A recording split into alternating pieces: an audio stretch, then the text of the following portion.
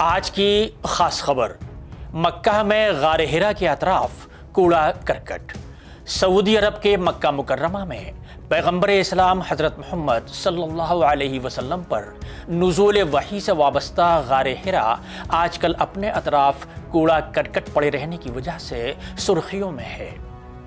واضح ہے کہ اس غار کی اپنی مذہبی اہمیت ہے اور لاکھوں مسلمان ہر سال اس کی زیارت کرتے ہیں، لیکن حال ہی میں بائک میٹ بی کے نام سے مشہور ایک ولاگر نے غار حرا کے اندر اور باہر پھیلے کچرے کو اپنے کیمرے میں قید کیا ہے۔ یہ 1.5 منٹ کا ویڈیو مسلم دنیا میں تشویش کا باعث بن گیا ہے۔ کیا اونچی فلک بوس عمارتوں کی تعمیر کے بیچ تاریخی مذہبی مقامات کی پاکیزگی کو بھلایا جا رہا ہے؟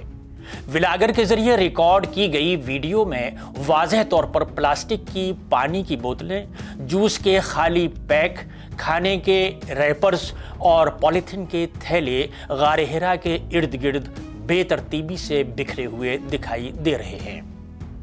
وہ جگہ جہاں حضور نماز کے لیے اعتکاف کیا کرتے تھے اور جہاں ایک نئے عقیدے کی روشنی پھیلتی تھی، اب انسانی غفلت کے نشانات پائے جاتے ہیں۔